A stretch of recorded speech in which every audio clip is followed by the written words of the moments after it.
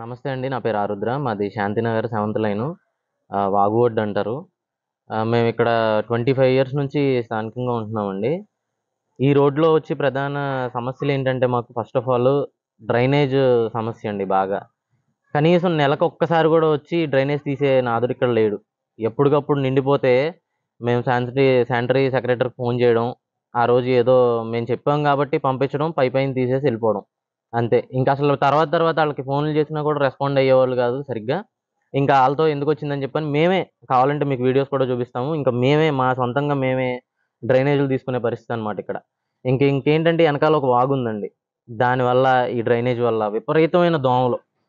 అసలా బయటకొచ్చి సాయంత్రం 6 దాటిందంటే బయటకొచ్చి నుంచోవాలంటే, బయటకొచ్చి కూర్చోవాలంటే లేదు. ఆ డ్రైనేజ్ స్మెల్లు, ఇటు దోమలు ఎప్పుడు గూడా ఈ వీధిలో ఉన్నోళ్ళందరికీ ఏదో ఒక మలేరియానో, డెంగ్యూనో ఏదో ఒక ఫీవర్స్ రావడం, హాస్పిటల్ పాలవ్వడం. ఇంతే తప్పించి ఇక్కడ నీట్‌నెస్ అనేది మాత్రం లేదండి. కనీసం రోడ్స్ అన్నా క్లీన్ చేస్తారా అంటే రోడ్స్ కూడా క్లీన్ చేయరు. ఎన్ని సార్లు కంప్లెయింట్ ఇచ్చి అలసిపోయి ఉన్నామండి అంతే. అంటే కంప్లెయింట్ ఎవరెవరికి ఇచ్చారు అంటే ఎన్నాళ్ళుగా జరుగుతుంది ఈ ఏరియాలో ఈ ప్రాబ్లమ్స్? ఇప్పుడు కాదండి. ఒక ఈ కొత్త గవర్నమెంట్ ఫార్మ్ అయిన దగ్గర నుంచి ఏంటి అంతకు ముందు కూడా అలాగే ఉండేది. ఈ కొత్త గవర్నమెంట్ ఫార్మ్ అయితే ఏమన్నా మాకు కొంచెం పట్టించుకుంటారేమో అనుకున్నాం గానీ, ఈ గవర్నమెంట్ ఫార్మ్ అయిన దగ్గర నుంచి కూడా అసలు ఏమీ లేదండి. అప్పటి గవర్నమెంట్ నుంచి ఇప్పుడు సచివాలయం ఉంది కదా, సచివాలయం సిబ్బందికి ఏమడగండి. ఎప్పటికప్పుడు కంప్లెయింట్ ఇస్తానే ఉంటామండి మేము. ఎప్పటికప్పుడు ఫోన్ చేస్తానే ఉంటాము. మేము ఫోన్ చేసినప్పుడు ఎప్పుడన్నా ఫోన్ చేస్తే ఆ రోజో, తర్వాత రోజో పంపిస్తారు. ఏదో నామతహా చేసాం గాబట్టి వచ్చేసి పైపైన తీసేసి ఎళ్ళిపోతారంతే. మీరు కూడా చూడొచ్చు కావాలంటే చూడండి ఎంత బ్లాక్ అయిపోయి ఉన్నాయో డ్రైనేజ్‌లయన్నీ. కనీసం తీయరండి. అస్సలు తీయరు. అండ్ ఈ రోడ్‌లో ఏంటంటే అసలు ఉండేదే ఈ రోడ్డు చాలా ఇరుకు. చెత్త ఎత్తుతారు. పక్కన కుప్ప కింద పోసేసి ఎళ్ళిపోతారు. ఈ ప్రధాన డిమాండ్లు ఏంటి అసలు? ఫస్ట్ ఆఫ్ ఆల్ మున్సిపాలిటీ అండి. మున్సిపాలిటీకి సంబంధించి పారిశుద్ధ్యం అస్సలు లేదిక్కడ. కనీసం దోమల మందు కనీసం ఒక సంవత్సరానికి ఓ 2 సార్లో, 3 సార్లో అన్న దోమల మందులయి కొడతారు. ఇక్కడ అసలు కనీసం ఇప్పటిదాకా 4 ఇయర్స్ నుంచి ఒక్కసారి కూడా దోమల మందు కొట్టింది లేదు. ఇక్కడ మలేరియా, డెంగ్యూ బాగా ఎక్కువగా ఉన్నాయి ఈ రోడ్‌లో. నా పేరు లక్ష్మీనారాయణ బాబు. ఈ ఫ్లెక్సీ పెడతాకు కారణం అంటే ఏ పార్టీ వారైనా సరే దయచేసి ఈ వీధిలోకి ఓట్లు అడగటానికి రానవసరాలని పెడతాకు కారణం ఏంటంటే ముఖ్య కారణం వాగు కన్వర్షన్ ఒకటి కట్టాలి బాబు. ఇప్పుడు నుంచి 20 ఏళ్ళు మట్టి నేను ఎంపీలకు కానీ ఎమ్మెల్యేలకు కానీ చెప్పుకుంటా వస్తాను. ఎవరికాళ్ళు వస్తున్నారు చెప్తున్నాం, అలాగే అంటున్నారు, వెళ్ళిపోతున్నారు. ఈ డ్రైనేజీ నెల 15 రోజులకి 2 నెలలకు ఒకసారి ఇచ్చేస్తున్నారు. దాని గురించి ఫ్లెక్సీ పెడతాం జరిగింది బాబు. ఇంకా కొన్ని ఉన్నాయి. నాకు వృద్ధాప్య పెన్షను 3 ఏళ్ళు మట్టి ఇచ్చారు. ఇచ్చి 3 మీటర్లు ఉన్నాయని చెప్పి తీసేశారు పెన్షన్. 3 మీటర్ల వెళ్ళటానికి కారణం ఏంటంటే నాకు ఒకటే మీటర్ అయితే 3 గదులు మాయి. 3 గదులకు ఒకటే మీటర్ అయితే ఎక్కువ కరెంటు బిల్లు వస్తుందని చెప్పేసి 2 అప్పట్లో గవర్నమెంట్ 100 రూపాయలకి పేదవాళ్ళకి మీటర్ ఇస్తామని చెప్పేస్తే 2 మీటర్లు వేయించా 2 గదులకి. దానివల్ల నాకు పెన్షన్ తీసేశారు బాబు. నాకు 2019లో యాక్సిడెంట్ అయింది. యాక్సిడెంట్ ఎన్నుపూసలు అవి తేడా వచ్చేసి బయటకి ఎక్కడికి వెళ్తలే. ఆ పెన్షన్ లేకపోవడం చాలా ఇబ్బంది పడుతున్నాను. ఏ బాబు ఇల్లు బాగు చేయించుకుంటా, మా ఇల్లు కూడా ఒకసారి చూడండి మీరు. ఇల్లు బాగు చేయించుకుందామంటే కూడా పరిస్థితి లేక అదేనా పట్టా పర్మనెంట్ పట్టా అయితే మామూలు గవర్నమెంట్ ఇచ్చిన పట్టా మాకు రేట్ వేశారు 375 వేశారు బాబు గజానికి. కొంతమందికి ఫ్రీగా ఇచ్చేశారు.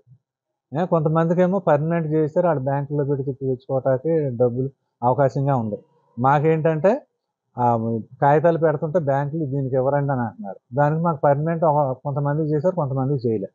అది మాకు పర్మనెంట్ చేయాలని మేము కోరుతున్నాం. అది తర్వాత ఇంకా కొన్ని దీనివల్ల కొంచెం ఏ పని అవ్వట్లేదు అని చెప్పేసి నేను ఇలా బోర్డు పెట్టడం జరిగింది.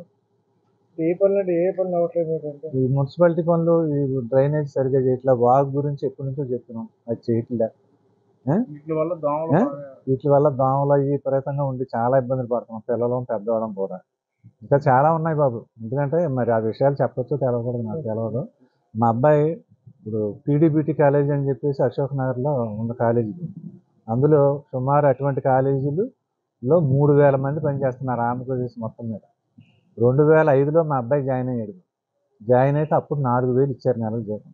అలా ఇప్పుడు 10,000 ఇస్తున్నారు బాబు. మా అబ్బాయి కంటే కూడా ఇంకా 10 ఏళ్ళు ముందు కూడా జాయిన్ అయిన వాళ్ళు ఉన్నారు కాలేజీలో.